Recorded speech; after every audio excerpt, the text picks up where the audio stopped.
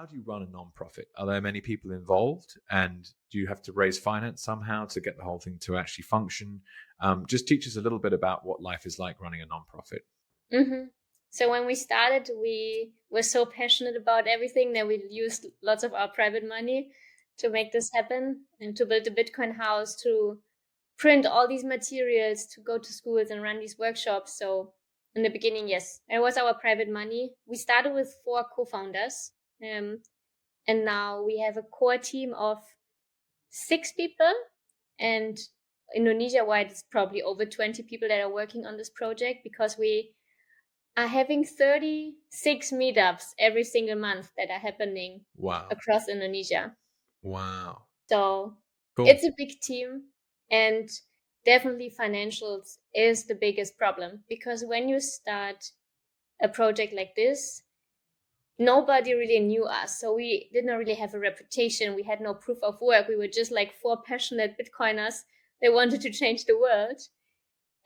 So you first need to earn trust before you can apply for grants, for example.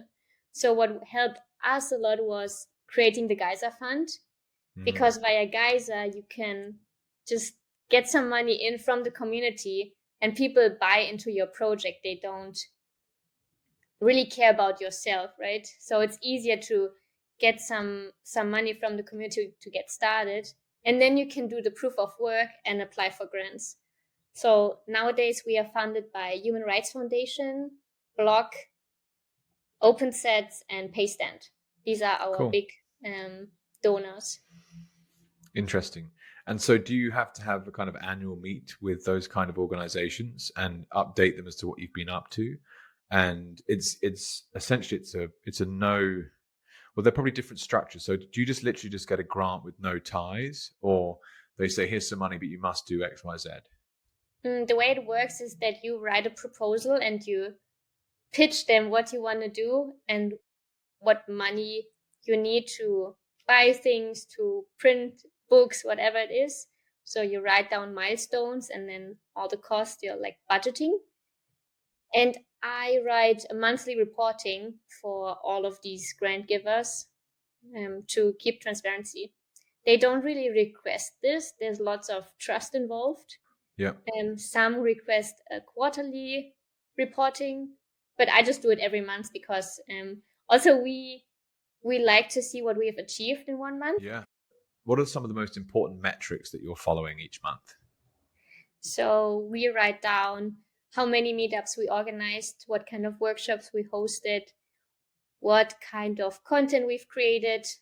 Sometimes we write books, we write articles, we translate applications, we open source everything, and how many merchants we've onboarded, all of these things. It's really cool, actually. And it's getting me thinking, because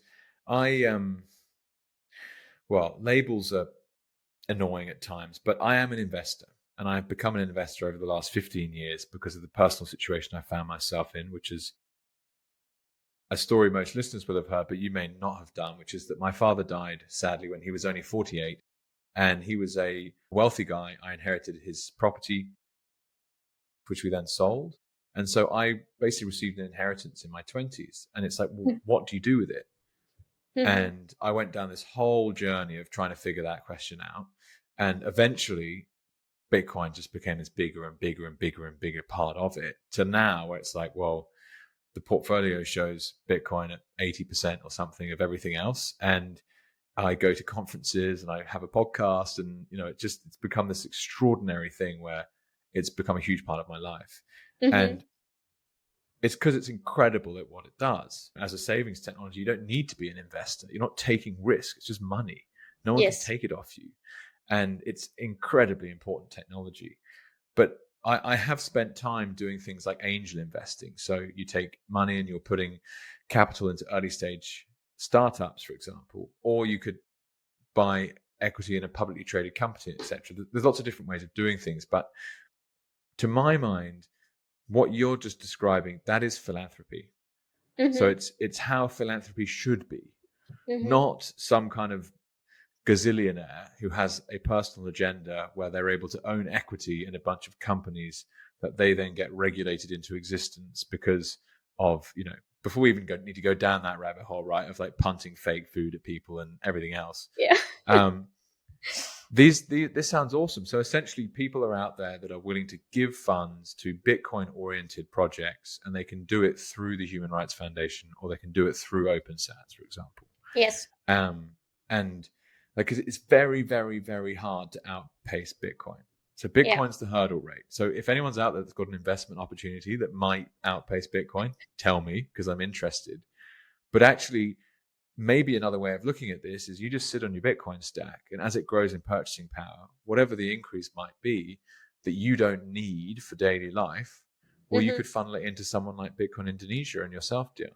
So it's a really cool thing to hear about. And the more professional a product you create, the more capital you will attract.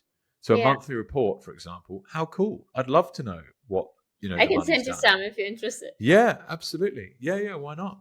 What I've noticed is that there are many Bitcoiners who got into Bitcoin quite early, or who are just sitting on a big stack of Bitcoin, and they want to see adoption, but they don't want to do the work.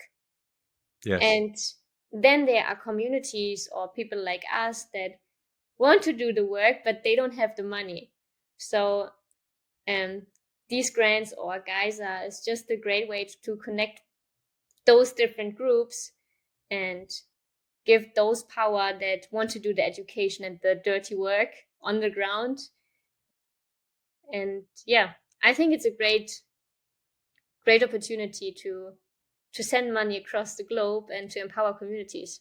And it's really getting my lots of ideas flowing, because in some ways you could have, or just for myself, I could have I'd have a way of helping people that's very, very obvious to me, because I know that Bitcoin advocacy is the most important thing to human empowerment, essentially, for the individual.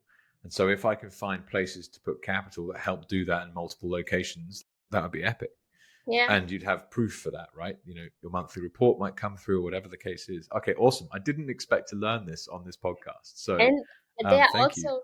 You're welcome. And you can also deduct this from your taxes, so you don't pay taxes, you just donate to Bitcoin projects. Yeah, cool. Okay, so there's a tax efficiency play as well. Yeah. Well, let me speak to my accountant about how this might work. Thank you.